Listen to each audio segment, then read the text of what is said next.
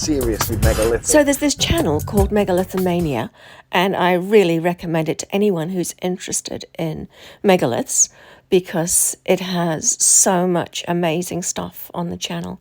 And they put out this episode on Qasr el Sagha, which is a pre-dynastic Cyclopean temple, which date back at least to the Old Kingdom. And there are so many interesting things in this episode that I'd like to comment on. So I'm just going to include a few clips here and there, and then I will tell you my thoughts on this particular location.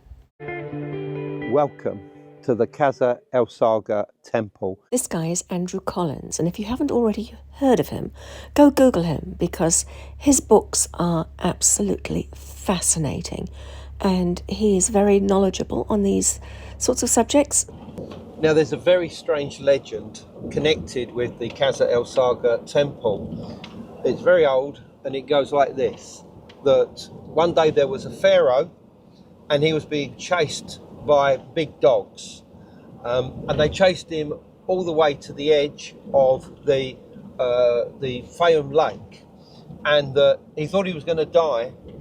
And at this point, a big crocodile rose out of the water and said, "Climb on my back and I will take you to safety." So the pharaoh got on the back of the crocodile, and the crocodile took him all the way across the lake to the other side. It's a lovely myth, but from my perspective, it's pretty obvious that this was an Atlantean submersible that actually rescued this guy, and not a crocodile. But over time, the interpretation of what it was that rescued him could easily have become a crocodile. And obviously to safety. And in honour of this crocodile, the pharaoh built him a temple, and that temple is Qasr el Sagha. This was probably seen as a location of the ancestors. From my perspective, he's talking about the before times, so before the dynastic Egyptians. I think the dynastic Egyptians called it Zep Tepi.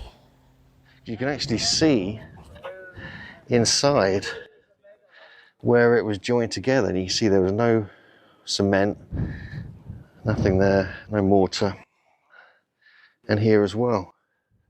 So you can actually see the edge of the stone. The person you hear speaking in the previous clip is a man called Hugh Newman, and he is probably one of the most knowledgeable people around on megaliths, and I believe he is the founder of Megalithomania as well.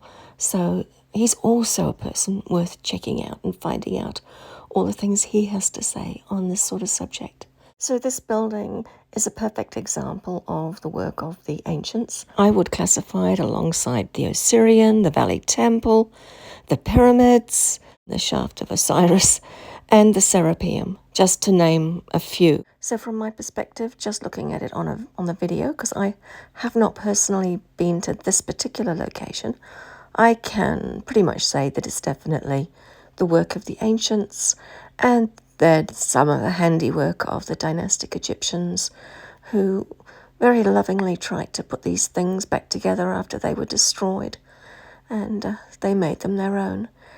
And in some of my other episodes, you'll see descriptions of how the rock cutting was done and the tools used. Spoiler alert, most of the tools that I talk about are vibrational frequency tools. Let's have another look at a clip from the Megalithomania video. Behind me is the 7 small cells or chapels that face towards the north. And at the end of these, you have this small little area, which is rectangular. But you can see right here that there is a hole. And this hole, as we will see, goes through to a blind room. So let's have a look, see what is in this room, if we can crawl through. Oh. Right.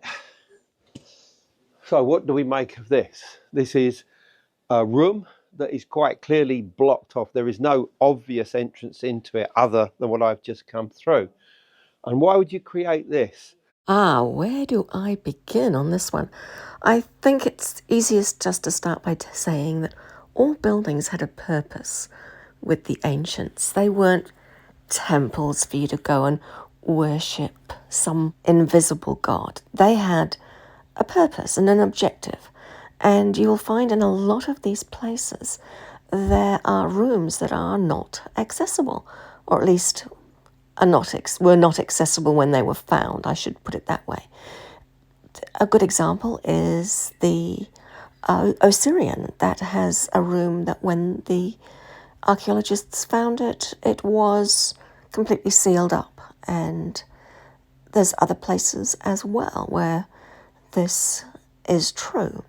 Now, in the context of this particular area, this building had a function, and that was a container for something. It would have been sealed, and that area where the block would have been would also have had some pipes coming through it.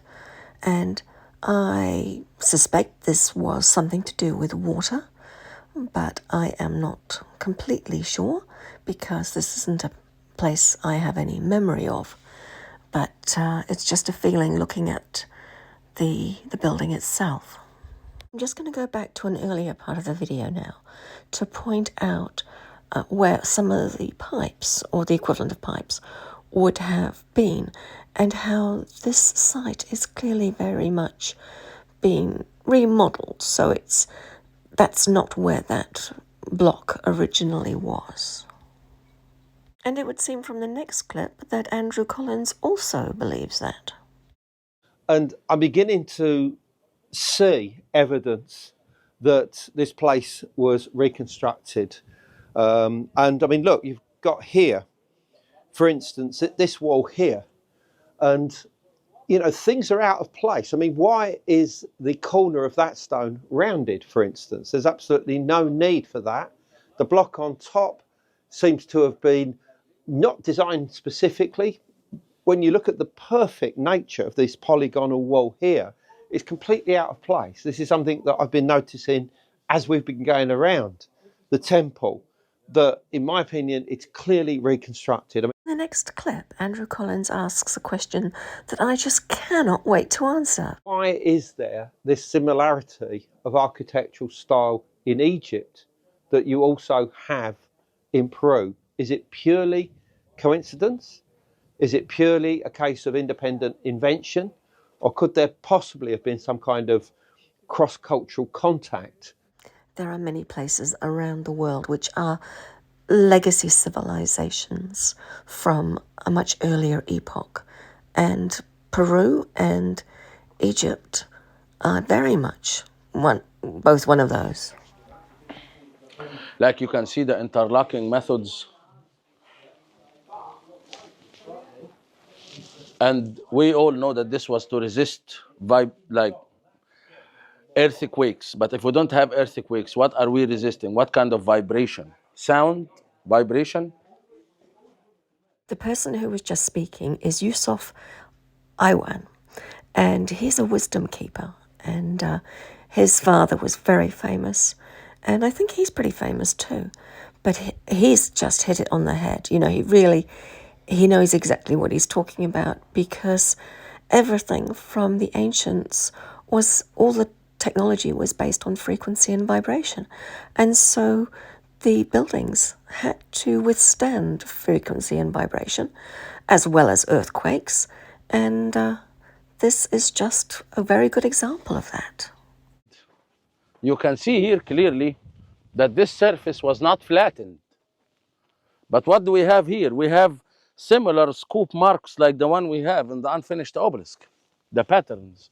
And if you get further to the back, you will see. What he's just pointed out is absolutely fantastic, because it's more examples of the techniques that I've been describing in my other episodes. So if you look up any of my episodes on stonework, you'll be able to see full and detailed explanations of how this was done. We can see here that this is not a natural formation.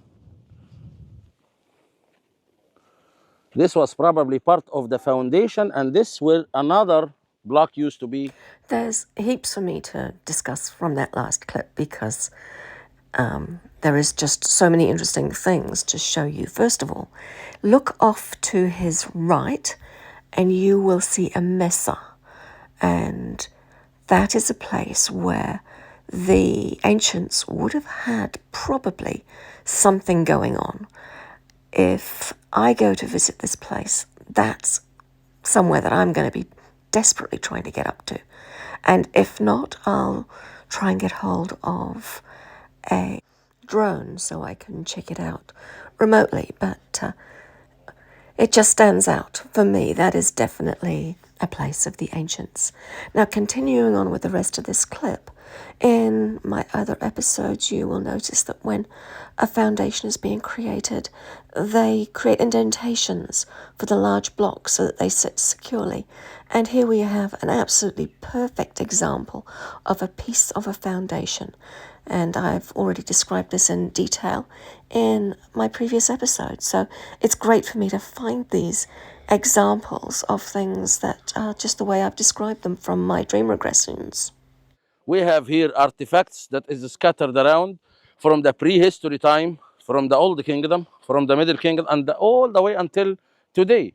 And that tells me that all the dynastic Egyptians, from the Old Kingdom all the way through, thought that this was an important site. And if it was an important site to them, it probably meant that it was a site of the ancients. The other important thing is that I looked around outside, and all around there are chippings of black basalt.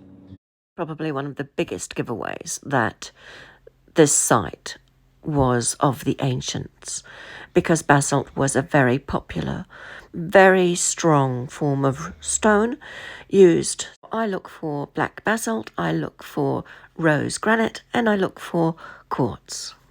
Here's one more clip before I finish. There are giant snakes and whales out here, their skeletons fossilized where they were left millions of years ago. This is relevant to me because I did a series of episodes on a guy called Adria, and he is very similar to Enoch. And in the story, he is taken to various places, and one of those places is where there are the massive remains of whales. And so, this struck me as being possibly the same place that I was talking about. Another point from the picture that you can see at the moment, there are lots of places that have kind of a pyramid look to them. And these also could create energy, but they couldn't do it as efficiently as a pyramid that was created. But it was from these natural pyramid formations that the knowledge was built up about the way that pyramid structures could provide energy. Now, these could be examples of energy generating natural formations if there is water underground nearby to these stone pyramids. So if there is, then it's a possibility that they did actually help the ancients with energy generation. So anyway, that's it for me in terms of this video. And I really do recommend that you go and watch the full episode by Megalithomania, because the detail that they show is fabulous. And they have a lot of really interesting things to say that I can't comment on. So I'm only commenting on the things that are relevant to me. And I hope you have enjoyed this episode. And I do hope that Megalithomania aren't upset with me. But I guess I'll find out. All right. Catch you next time. Bye.